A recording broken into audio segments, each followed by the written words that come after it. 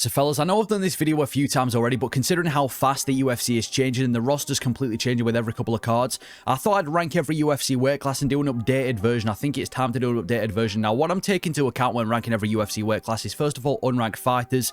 So things like prospects, fighters outside the rankings, how promising is this division? Then ranked fighters, how good is the top 15? And then finally, the title picture in every division. Has it got a good title picture? Is it exciting? Is it a complete mess? And we'll just go in there with a heavyweight division, 265 pounds. If we start off with the unranked fighters in the heavyweight division, they are the worst athletes in the UFC. I mean, if you look at a lot of the unranked heavyweights, you'd honestly, if you look at this compared to a lot of the other athletes in other sports, you wouldn't believe that they're at the highest level, or at least in the biggest MMA organization in the world. And the fights are dreadful as well. It's a lot of the time staring at each other for 15 minutes straight, completely gassing out. And it's honestly an embarrassment to the UFC when you see some of these unranked heavyweights. Like I said, they are the worst athletes in the UFC. Very rare you're going to see some fun fights from these unranked heavyweights. And I mean, if you just look at the last 5 unranked heavyweight fights, we had Talishin Teixeira knock out Justin Tafa after Justin Tafa quit after the first big shot. We had Jamal Pogs and Hamdi Abdel-Wahab stare at each other for 15 minutes straight. Kennedy Nzechukwu, a former light heavyweight, knocking out Lucas Brzezinski. And that same Kennedy Nzechukwu, an entire fight before, knocking out Chris Barnett. And then we also had Austin Lane lie down and Rebellas to Spain for 15 minutes straight. So there's zero excitement outside the rankings in the heavyweight division, and it is the most shallow division in the UFC. I mean, if you look at the amount of unranked lightweights in the UFC, there's 78 signed lightweights that aren't ranked. In the heavyweight division, there's only 16 heavyweights that aren't in the rankings right now of the heavyweight division, and that only seems to be going down with the fact that the UFC keep cutting heavyweights. There's also no prospects as well in the heavyweight division. The only prospect we really had was Rebellas to Spain, because he was this 6'7" knockout artist, Taekwondo Olympic medalist, and then he just gets fraud checked in his first couple of UFC fights. You know, Waldo Cortez Acosta holds him down. Like I said, Austin Lane holds him down. We've now got Talishin Teixeira, who I'd say is the next big heavyweight prospect. Like I said, he just knocked out Justin Tafa.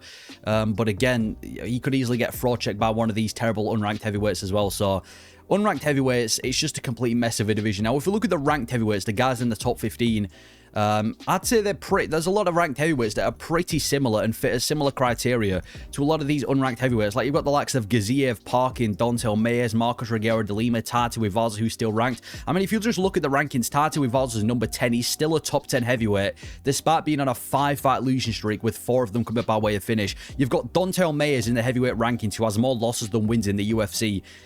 Which is, you know, embarrassing to the heavyweight division. Even Denise, he's 1-2 in the, well, he's 2-1 in the UFC, and he's just coming off a finish loss, and now he's made it to the top 15 of the heavyweight division. There are some good ranked heavyweights though. Like, you look at the likes of Jelton, Almeida, and there are a lot of guys that are pretty athletic. And when you get into the rankings, this is where the competition and the excitement starts to increase a little bit compared to the unranked heavyweights, and you can start to see some good fights. And the skill level does improve. Now, if you look at the title picture in the heavyweight division, you obviously got John Jones and Tom Aspinall at the top of the title picture. You've also got the likes of Jelton, Almeida, Cyril Gane, Alexander Volkov, and Sergey Pavlovich. But one thing I will say is it still needs skill, in my opinion. Like, yes, you've got the likes of Alexander Volkov with his striking, you've got the likes of Jelton Almeida with the grappling, you've got Sergey Pavlovich running everybody over. And you've got obviously Tom Aspinall blitzing everyone. So it is entertaining in the heavyweight division. I'm not trying to say it's not entertaining in the top 5. This is the elite area of the division, but it still needs a lot of skill. Like, you've got Cyril Gane, who has 0 grappling, Jelton Almeida with limited striking. And if we just focus purely on Tom Aspinall versus John Jones, every other champion in the UFC is facing the #1 contender. Poaton's got a fight with Ankalaev. Makachev was supposed to fight Sarukian. Marab and Umar Nurmagomedov ended up fighting each other, but this could be the biggest fight in heavyweight history between John Jones and Tom Aspinall, and we're not going to see it purely because John Jones just don't want to fight him and is practically ducking him. So it is the worst title picture right now in the UFC. So if we're ranking the heavyweight division, I'm going to put it at number 8 for right now. I might move it up if there's any other divisions that I feel like deserves to go below it, but as of right now, it's got to go in last place. Heavyweight division at 8th. And then if we go to the light heavyweight division, 205, and look at the unranked light heavyweights, there are a couple of good prospects unranked in the light heavyweight division. You've got Ming Yang Zhang, who's won every single one of his fights by stoppage and every single one of his knockouts by a first round knockout, and he's on a complete tear right now in the light heavyweight division. You've got Umar Sy, 11-0 undefeated, 2-0 in the UFC, now going to be getting a ranked fight. You've got Ibo Aslan, who's this massive prospect from Turkey. Like, he's huge in Turkey. 14 wins, every single one of his wins by knockout, and he's on a 3-fight knockout streak in the UFC so far, if you count the Contender Series. And there are some good guys in the light heavyweight division. Like, I would say this is where the excitement comes in the light heavyweight division. Even if you look outside the rankings, there are a lot of these tall, athletic, hard hitters, and you can have a lot of fun fights in the unranked in the light heavyweight division, unlike heavyweight. So I feel like a lot of these guys would be heavyweights if they were in shape. You're seeing these kind of fun fights. It's not these blobs roaming around because they can't afford to make light heavyweight. So I actually kind of like the light heavyweights outside the rankings. Now, if you look at the ranked fighters in the light heavyweight division, if you're one of these people that think grappling's boring, which is obviously kind of a casual take for people who don't watch the sport, but if you are one of those people who think that light heavyweight is the division for you, it's genuinely full to the brim of strikers. You would have to search long and hard to even find a single guy shooting a takedown in the light heavyweight division. It's full of strikers in the rankings of the light heavyweight division, a bunch of knockouts, and it actually is really fun of a division. You're going to see these elite strikers going at each other with completely different striking styles, and again, apart from maybe Magomed Ankalaev and you know, maybe like an Alonzo Medifield, you ain't going to find a grappler. And just so many fun guys that you got. Even if you look at the top 15, you've got Dominic Reyes, majority of his wins by knockout. Azamat Mirzakhanov, majority of his wins by knockout. Carlos Ulberg, majority of his wins by knockout. Volkan Oezdemir, majority of his wins by knockout. And if you look at the title picture in the light heavyweight division, I mean, the champion is what I would say the most exciting champion in the UFC, knocking people out left, right, and center. This big personality, the most dangerous fighter right now, arguably in the UFC, at least from a striking perspective.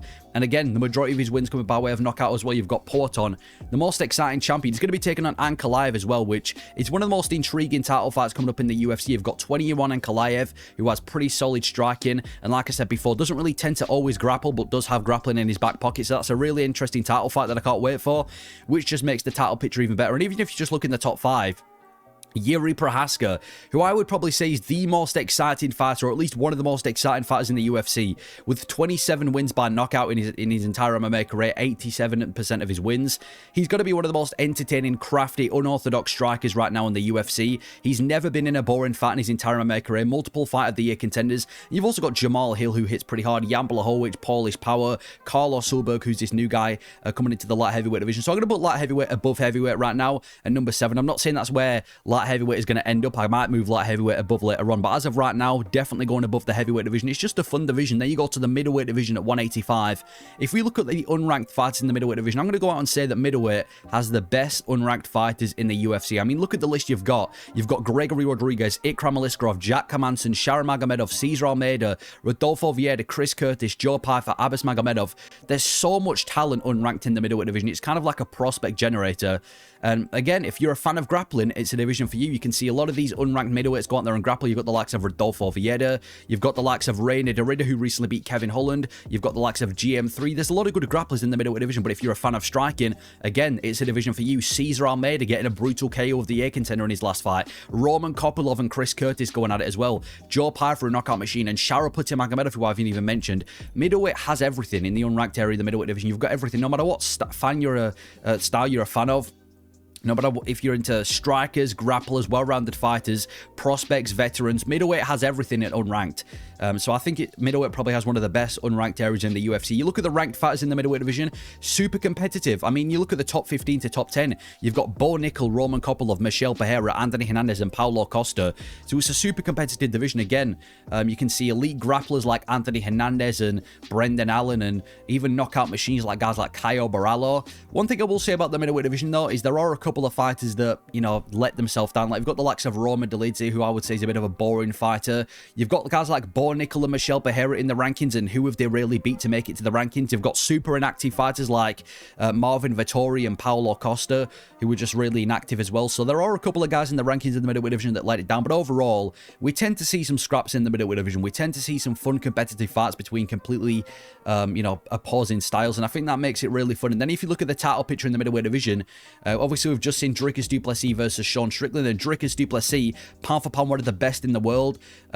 Honestly, going up there, and if he gets a couple of wins, could be the second greatest middleweight of all time. And he's going to be taking on Chimaev next, which I would say is the biggest fight right now outside of John Jones versus Tom Aspinall. You've got Dricus du Plessis, 3 title wins so far, seems to be going nowhere against Chimaev, who's undefeated and just absolutely mauled Robert Whittaker in the first round. It's one of the most intriguing title fights, which definitely brings up the title picture of the middleweight division. And if you look at the middleweight division a few years ago, and we had the likes of Adesanya at the top and Marvin Vettori and Robert Whittaker, that's now been replaced by Dricus du Plessis. That's now been replaced by Khamzat Chimaev. That's now been replaced by Imavov, Caio Borralho. The division is completely changed, and we're now seeing a new era of the middleweight division, which I think in the next couple of years is going to be super exciting. We've still got the likes of Strickland and Whittaker about, but the point is there's a new era in the title picture in the middleweight division, and I'm loving it. And I think it's one of the best. I'm going to put middleweight above light heavyweight at the number 6 spot. Above the rest. I know it's in chronological order so far, but I just think the middleweight division from top to bottom is a really good division compared to a few years ago. Then the welterweight division, 170.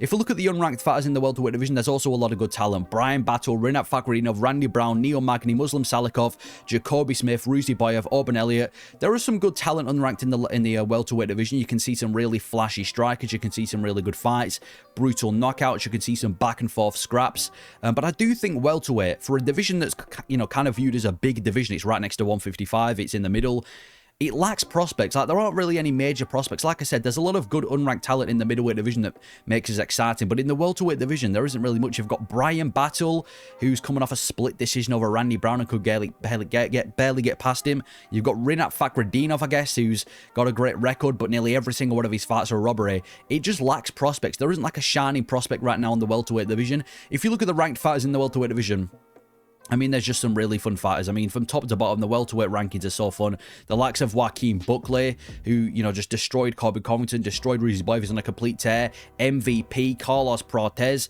There's so many fun fighters. Like, even if you just look at top 10 to top 15, or just the entire rankings from top to bottom, Carlos Prates, MVP, Joaquin Buckley, Michael Morales, this new breed of welterweights, and I can't wait to see them matched up against each other. Even guys like Stephen Thompson and Jeff Neal and Gilbert Burns, who are always putting on fights.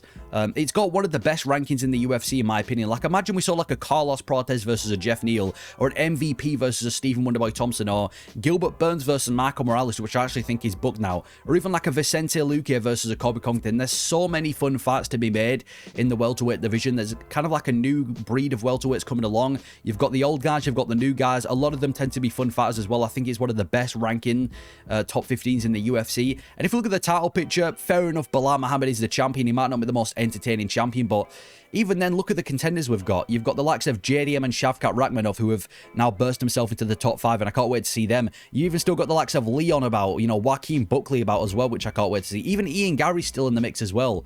Like, Edwards versus Madalena for UFC London is going to be a banger of a fight. Belal Muhammad versus Shavkat Rakhmonov is one of the most intriguing fights in the UFC right now. Even like an Usman versus Joaquin Buckley, if they can pull that off, that's another fun fight too. So I just think the welterweight division is completely fire from now on.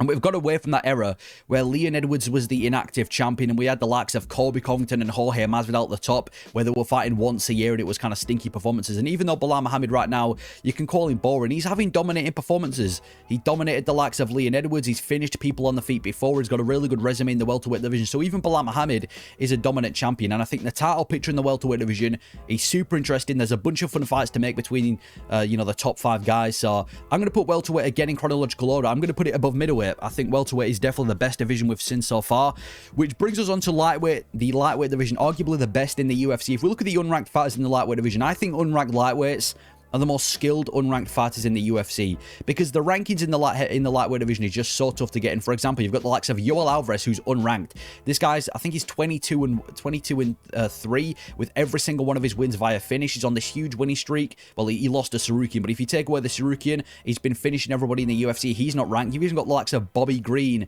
Mateusz Rebecki, Diego Ferreira, Mauricio Hufi, Fares Ziam, Ludovic Klein, guys who are on a tear, who aren't ranked right now, or maybe not on a tear, but guys who are doing well that aren't even ranked in the lightweight division, and they're always in banger fights. Fight of the year contender Daniel Zeliba versus Esteban Ribovics, Mateusz Rebecki versus Mitabek Orobai, fight of the year contender as well. Even like Fares Ziam knocking out Matt Frivola into oblivion. There's so many fun fights to be made between these unranked 155ers, and unranked lightweights honestly could be a division of their own. Just the unranked lightweights going at it, like Bobby Green versus Mauricio Hufi. That's a banger of a fight. Imagine we saw like a Yoel Alvarez versus a Fares Ziam, or a Rebecki versus Esteban Ribovics, or Diego Ferreira versus Terrence McKinney, or Chase Hooper versus Mike Davis.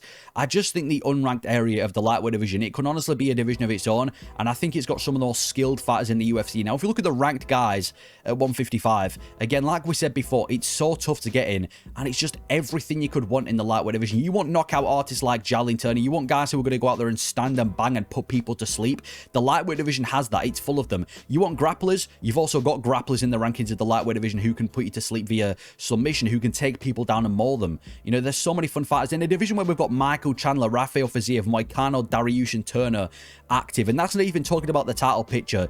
You already know it's going to be a good division, and there's just zero boring fighters in the lightweight division. If you look at top to bottom in the rankings, there isn't a single boring fighter. Maybe Batea's Gamrot can be classed as boring, but that's ironic because he's now coming off a Fight of the Year contender against Dan Hooker as well. If we look at the title picture right now in the lightweight division, I mean, the champion is Islam Makhachev, who's pound for pound #1, and he's the 155-pound gore, and he's without a doubt the best in the world right now. You know, he's got some of the best grappling and wrestling right now in the UFC. His submission game is completely on point. He's even improved his striking now. People think he's a top 20 striker in the UFC. And you look at the other fighters as well. Dustin Poirier, Gaethje, Holloway, Dan Hooker, who have made themselves into the title picture. This might be one of the best title pictures we've seen from an entertainment standpoint, because you put them mix and match these guys against each other. It's always going to be bangers. People are going to be going put to sleep. People are going to be in Fight of the Year contenders. I mean, we've got Gaethje versus Hooker booked for UFC 313, which is going to be pure violence. Even the likes of Arman Sarukian and Charles Oliveira in the lightweight division that are super competitive as well, that make the title picture fun. I'm putting lightweight at number 4 above welterweight. Again, I know it's in chronological order, but I just feel like the divisions are getting better and better. But lightweight, definitely so far the best division we've had. The unranked, the rankings, the title picture, it's just violence everywhere you go. And then if we look at the featherweight division 145, the unranked featherweights, I just think it's super fun as well. You've got Gene Silva, William Gomez, Yuanderson Brito, Duho Choi. Some of these crafty, dangerous guys unranked in the featherweight division, always putting on bangers of fights, dangerous everywhere the fight goes. And I think, again, it's just so fun unranked in the featherweight division. And there's a ton of prospects as well. Gene Silva from the Fighting Nerds on a 4-fight winning streak, 3 fights coming by way of finish.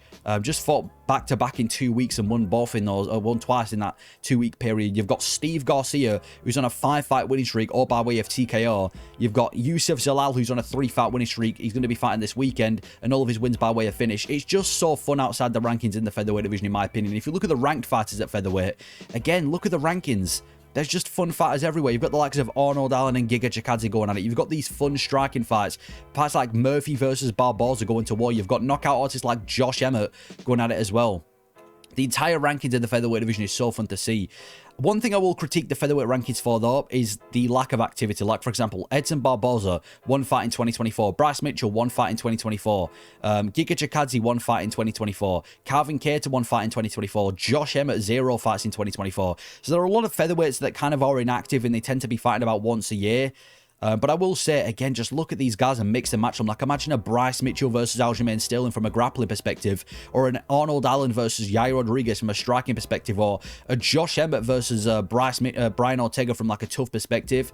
You could mix and match any of these featherweights against each other. You could even do like a spin the wheel and put them against each other, and you'd get a fun fight out of it. So I think the featherweight rankings are really fun. And now if you look at the title picture, you've got Ilia Topuria as the champion, who is pound for pound top 5, and I would say he's one of the most exciting fighters in the UFC if you take everything into account. Knockout artist, super dangerous on the feet, one of the best featherweights we've ever seen, has the personality to go with it. But I think he's in this awkward spot right now where it's too early to move to the lightweight division because he's only had 1 defense. But he's also got a lack of intriguing competition. Like, you've got Diego Lopez, Movsar Evloev, maybe even Volkanovski, but I feel like a lot of these fights, I feel like we Topuria's, without, like, I know these guys are the top contenders in the division, but none of these guys are like a striking contender, this new contender on the block who everyone's excited to see.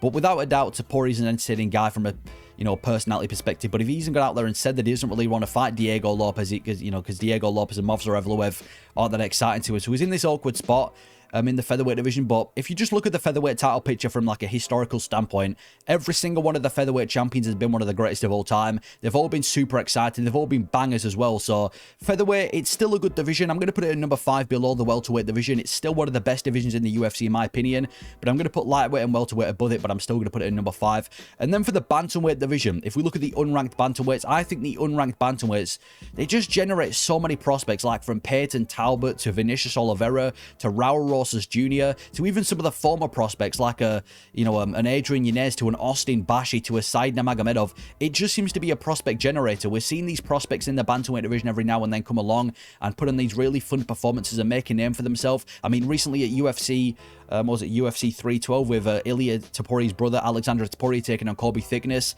a lot of good unranked bantamweights. You look at the rankings in the bantamweight division. I actually think the bantamweight division has the highest level fighters on the roster. You might not be seeing these back and forth scraps like you do in the lightweight division between the likes of Chandler and Gaethje, but you're going to be seeing these fun high level performances. Like, you're going to be seeing Jose Aldo go out there and piece up a prospect for 15 minutes straight. You're going to be seeing these two guys on the come up go out there and have a clash of styles in a technical standpoint. I mean, when you've got the likes of Aldo, Marlon Vera, Henry Cejudo, and Marcus McGee, all these type of guys ranked in the division at the same time, you know it's going to be fun as well.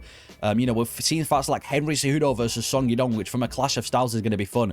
You know, we've seen fights recently like Jose Aldo versus Martinez and Aldo versus Batista, and fair enough, one of them might have been one of the most boring fights of the year, but it's still a high-level fight. Even like Marlon Vera versus Davison Figueiredo from a, you know, a perspective as like high-level perspective is another good fight. So I just think the bantamweight division is really fun from a high-level perspective, but you can also argue that high-level doesn't necessarily mean entertaining. I mean, if you look at the top 6 to top 15 of the bantamweight division, none of them are known for their finishes. In fact, every single one of them, apart from Montel Jackson, is coming off either a decision win or a decision loss, and that's because sometimes you can see these kind of chess matches in the bantamweight division, where rather than going for the win, it tends to be these extremely technical fights that aren't the best from an entertainment perspective. If you do look at the title picture in the bantamweight division, I mean, this has to be one of the best title pictures in the entirety of the UFC.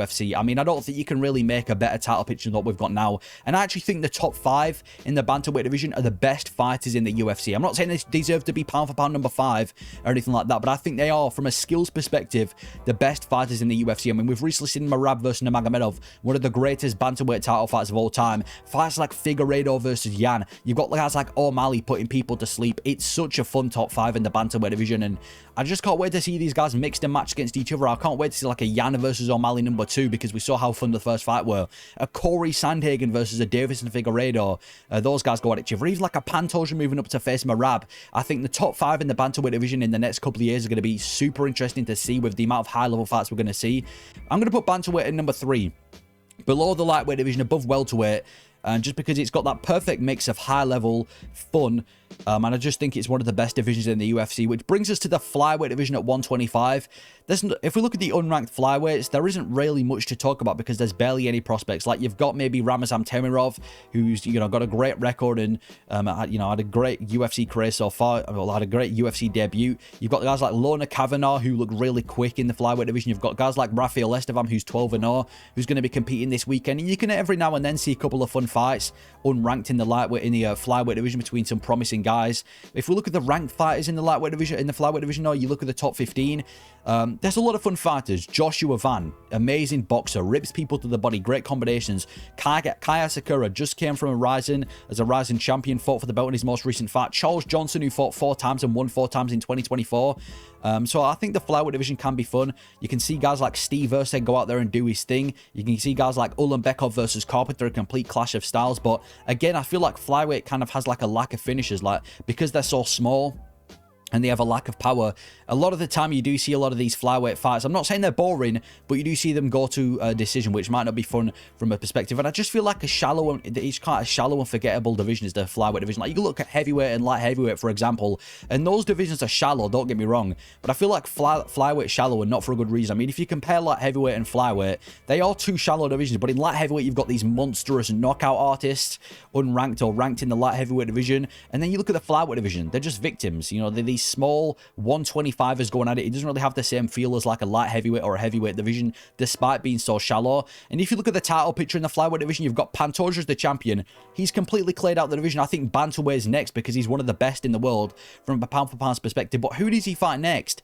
Brandon Moreno, he's 0-3 against Pantoja, and he's won one of his last 3 fights. Brandon Royval, he's 0-2 against Pantoja. Kai Kara France, I mean, they fought before. Pantoja beat him on the Ultimate Fighter, and Kai Kara France has won one of his last 3 as well. So there isn't really a title picture right now in the flyweight division because there's not really any contender. Like I said, in every other division, you've got a striking contender. For Alex Pereira, it's going to be Ankalaev. For John Jones, it's going to be Tom Aspinall. For Pantoja, there isn't really any striking contender for him to fight, which kind of makes it a bit of a problem. We are seeing fights like Brandon Royval versus Manel Kape. I think that actually got cancelled, but that would have been a good fight. And fights like, you know, Pantoja versus Kai Kara France, which are going to be entertaining to see. But I'm going to put flyweight all the way at number 7. I think because it's got a lack of finishers, a lack of contenders, and the fact that it's a really shallow division, I'm going to have to put it below light heavyweight in my opinion. It's not a great division. So light heavyweight, bantamweight, welterweight in my opinion are the elite divisions. These are ones that are going to be the most promising. Featherweight and middleweight, they're solid divisions, and I think if they can build a roster, they can potentially break into the top 3. I think light heavyweight and flyweight, they're good divisions. They're not the most reliable. They're not the best in the UFC. And then you've got heavyweight, which... he's just a complete state in the UFC right now. But that is me ranking every UFC weight class. Let me know if you agree or disagree with the rankings. Let me know your thoughts, and thank you for watching.